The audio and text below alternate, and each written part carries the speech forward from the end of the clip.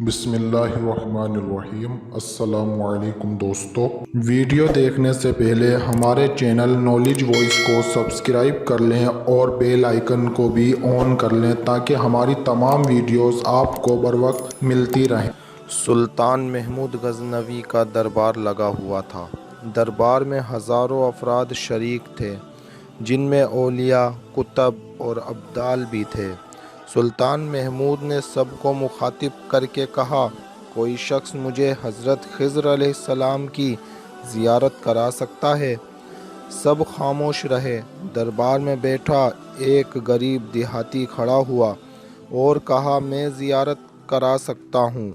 سلطان نے شرائط پوچھی تو عرض کرنے لگا، 6 ماہ دریا کے کنارے چلہ کاٹنا ہوگا، لیکن میں ایک غریب آدمی ہوں، میرے گھر کا خرچہ آپ کو اٹھانا ہوگا۔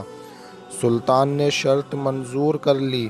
اس شخص کو چلے کے لیے بھیج دیا گیا اور گھر کا خرچہ بادشاہ کے ذمے ہو گیا۔ 6 ماہ گزرنے کے بعد سلطان نے اس شخص کو دربار میں حاضر کیا اور پوچھا تو دیہاتی کہنے لگا، حضور، کچھ وظائف الٹے ہو گئے ہیں، لہٰذا 6 ماہ مزید لگیں گے۔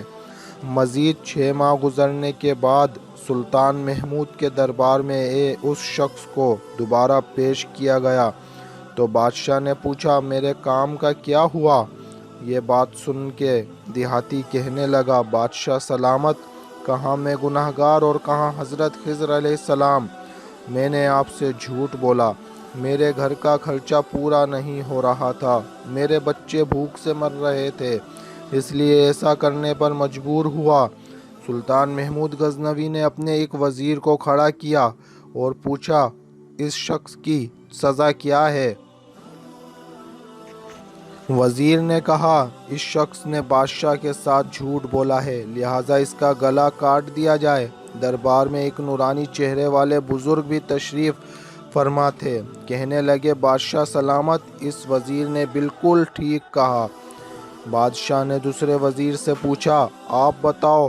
اس نے کہا کہ اس شخص نے بادشاہ کے ساتھ فراڈ کیا ہے، اس کا گلا نہ کاٹا جائے بلکہ اسے کتوں کے آگے ڈالا جائے تاکہ یہ ذلیل ہو کر مرے، اسے مرنے میں کچھ وقت تو لگے۔ دربار میں بیٹھے اسی نورانی چہرے والے بزرگ نے کہا، بادشاہ سلامت، یہ وزیر بالکل ٹھیک کہہ رہا ہے۔ سلطان محمود غزنوی نے اپنے پیارے غلام ایاز سے پوچھا، تم کیا کہتے ہو؟ ایاز نے کہا، بادشاہ سلامت، آپ کی بادشاہی سے 1 سال ایک غریب کے بچے پلتے رہے، آپ کے خزانے میں کوئی کمی نہیں آئی اور نہ ہی اس کے جھوٹ سے آپ کی شان میں کوئی فرق پڑا۔ اگر میری بات مانیں تو اسے معاف کر دیں، اگر اسے قتل کر دیا تو اس کے بچے بھوک سے مر جائیں گے۔ ایاز کی یہ بات سن کر محفل میں بیٹھا وہی نورانی چہرے والا بابا کہنے لگا، ایاز بالکل ٹھیک کہہ رہا ہے۔ سلطان محمود غزنوی نے اس بابا جی کو بلایا اور پوچھا، آپ نے ہر وزیر کے فیصلے کو درست کہا، اس کی وجہ مجھے سمجھ نہیں آئے۔ بابا جی کہنے لگے، بادشاہ سلامت، پہلے نمبر پر جس وزیر نے کہا اس کا گلا کاٹا جائے وہ قوم کا قصائی ہے اور قصائی کا کام ہے گلا کاٹنا۔ اس نے اپنا خاندانی رنگ دکھایا۔ غلطی اس کی نہیں، آپ کی ہے کہ آپ نے ایک قصائی کو وزیر بنا لیا۔ دوسرا جس نے کہا اسے کتوں کے آگے ڈالا جائے، اس وزیر کا والد بادشاہوں کے کتے نہلایا کرتا تھا، کتوں سے شکار کھیلتا تھا، اس کا کام ہی کتوں کا شکار ہے، تو اس نے اپنے خاندان کا تعارف کرایا۔ آپ کی غلطی ہے کہ ایسے شخص کو وزارت دی جہاں ایسے لوگوں وزیروں، وہاں لوگوں نے بھوک سے ہی مرنا ہے۔ اور تیسرا ایاز نے جو فیصلہ کیا تو سلطان محمود سنو، ایاز سید زادہ ہے۔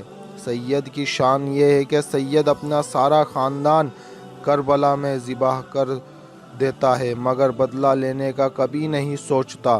سلطان محمود اپنی کرسی سے کھڑے ہو جاتے ہیں اور ایاز کو مخاطب کر کے کہتے ہیں، ایاز، تم نے آج تک مجھے کیوں نہیں بتایا کہ تم سید زادے ہو؟ ایاز کہتا ہے، آج تک کسی کو اس بات کا علم نہ تھا کہ ایاز سید ہے، لیکن آج بابا جی نے میرا راز کھولا، آج میں بھی ایک راز کھول دیتا ہوں۔ اے بادشاہ سلامت، یہ بابا کوئی عام ہستی نہیں ہے، یہی حضرت خضر علیہ السلام ہیں۔